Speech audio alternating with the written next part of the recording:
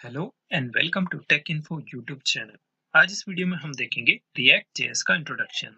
तो interview point of view से भी मैंने यहाँ पर बहुत से टॉपिक्स बनाए हैं जो कि आपकी बहुत हेल्प करेंगे इंटरव्यू क्रैक करने में। तो यहाँ पर आप स्क्रीन पर देख सकते हैं इंटरव्यू पॉइंट ऑफ व्यू से इतने सारे क्वेश्चंस पूछे जा सकते हैं, जैसे कि व्हाट इज रिएक्ट जेएस, यानी कि इसमें डेफिनेशन क्या है, रिएक्ट जेएस के फीचर्स क्या है, क्यों रिएक्ट जेएस इस्तेमाल करें, उसमें एडवांटेज क्या है, इसके डिसएडवांटेजेस क्या है, और साथ ही में हम देखने वाले हैं अल्टरनेटिव्स क्या है, यानी कि अदर लाइब्रेरीज या फिर फ्रेमवर्क का हमारे पास ऑप्शन है या नहीं, क्या सिर्फ रिएक्ट हमको यूज करना है। तो ये सभी पॉइंट आपके इस वीडियो में क्लियर होंगे। तो प्लीज इस वीडियो को लाइक करें, कमेंट करें और यूजफुल लगे तो अपने दोस्तों के साथ इसे जरूर शेयर करें। तो चलिए बढ़ते हैं हम रिएक्ट जेएस की डेफिनेशन की तरफ। तो देखिए, सबसे पहले जो है रिएक्ट जो है ना, वो दो पार्ट में डिवाइड किया गया है। एक है सिंपल रिएक्ट जेएस और दूसरा है रिएक्ट नेटिव। तो रिएक्ट नेटिव जो है वो मोबाइल एप्लीकेशन के लिए बना है, जो कि हम इस सीरीज में कवर नहीं करने वाले हैं। अगर आप चाहे तो नीचे कमेंट करें, हम उसके ऊपर अलग से सीरीज बना देंगे। तो इस वीडियो में हम, यानी कि इस सीरीज में हम कवर करेंगे रिएक्ट जेएस को। तो सिंपली आप इसे रिएक्ट भी कह सकते हैं। अब रिएक्ट क्या है? ये सिंपली एक जावास्क्रिप्ट की लाइब्रेरी है जिसे डेवलप किया है फेसबुक ने, जो कि आज भी मेंटेन कर रहा है फेसबुक। अब देखिए, रिएक्ट जेएस क्यों इस्तेमाल हो रहा है। ये वेब एप्लीकेशन क्रिएट करने के लिए इस्तेमाल हो रहा है, जो कि बहुत पावरफुल है, क्योंकि इसमें जो है कंपोनेंट्स का कंसेप्ट यूज किया गया है। ठीक है, पूरी एप्लीकेशन को डिफरेंट छोटे छोटे पार्ट्स में डिवाइड किया जाता है, उसे कहते हैं कंपोनेंट्स, जो कि रीयूजेबल होते हैं। जिससे होता क्या है, एप्लीकेशन की परफॉर्मेंस बढ़ जाती है। तो आप अगर कंपोनेंट्स के बारे में सोच रहे हैं तो मैं इसको अलग से एक वीडियो में कवर कर रहा हूँ, जिसमें हम इन डिटेल कंपोनेंट्स के बारे में देखेंगे। ठीक है, अभी इतना समझ लीजिए कि हम क्या कर सकते हैं, रिएक्ट जेएस की मदद से एक rich client side application create कर सकते हैं। तो यही है इसकी डेफिनेशन। अब बढ़ते हैं हम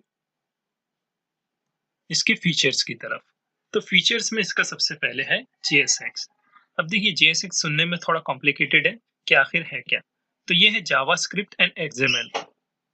जावास्क्रिप्ट एंड एक्सएमएल का इस्तेमाल किया गया है। इसको और डिटेल में मैं आने वाली वीडियोस में समझाऊंगा। कंपोनेंट्स यानी कि आप समझ चुके होंगे कि डिफरेंट पार्ट्स में इसको डिवाइड कर दिया जाता है और उसके थ्रू एक कंप्लीट वेबसाइट या फिर वेब एप्लीकेशन क्रिएट की जाती है।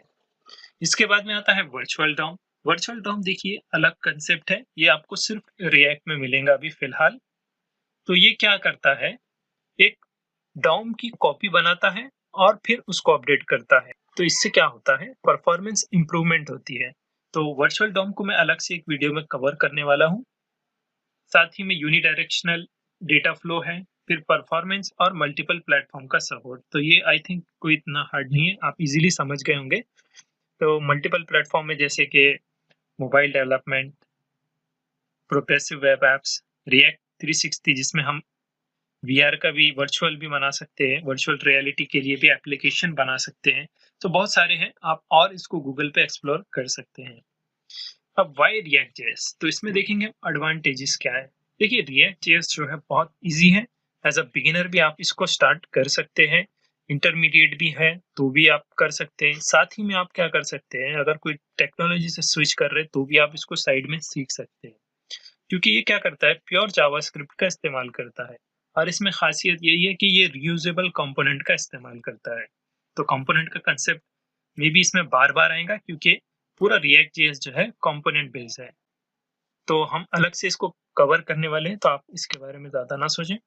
परफॉर्मेंस एनहांसमेंट, तो क्या है, रिएक्ट जेएस की एप्लीकेशन जो है, क्या कहेंगे, 10 टाइम फास्टर है अदर एप्लीकेशन से या फिर फ्रेमवर्क से।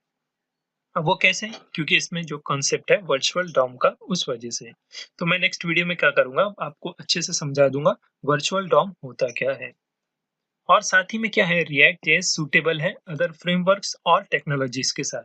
यानी कि अगर आप कोई अदर फ्रेमवर्क जैसे एंगुलर कर रहे हो तो आप एंगुलर में भी रिएक्ट जेएस का इस्तेमाल कर सकते हैं, या फिर सिंपल रिएक्ट जेएस भी इस्तेमाल कर सकते हैं। और सर्वर साइड के साथ तो आप इसका इंटीग्रेशन कर ही सकते हैं। अब इसमें डिसएडवांटेज क्या है, कि देखिए ये सिर्फ यूआई लेयर को कवर करता है। ठीक है, सर्वर साइड के लिए स्टिल आपको कोई अदर थर्ड पार्टी लाइब्रेरीज पर डिपेंड करना पड़ेगा। साथ ही में क्या है, JSX का सिंटैक्स है जो कि स्टार्ट में थोड़ा कॉम्प्लिकेटेड है, लेकिन बाद में जैसे आप इसमें फेमिलियर होते जाएंगे तो आप इजीली इसको समझ पाएंगे। और इसका डॉक्यूमेंटेशन, रिएक्ट जेएस का जो डॉक्यूमेंटेशन है वो बहुत कमजोर है, यानी कि इसमें ज्यादा कुछ इतना है नहीं डिटेल्स, तो उससे भी आपको थोड़ा समझने में दिक्कत आ सकती है। तो यही है डिसएडवांटेजेस, जैसा कि मैंने कहा।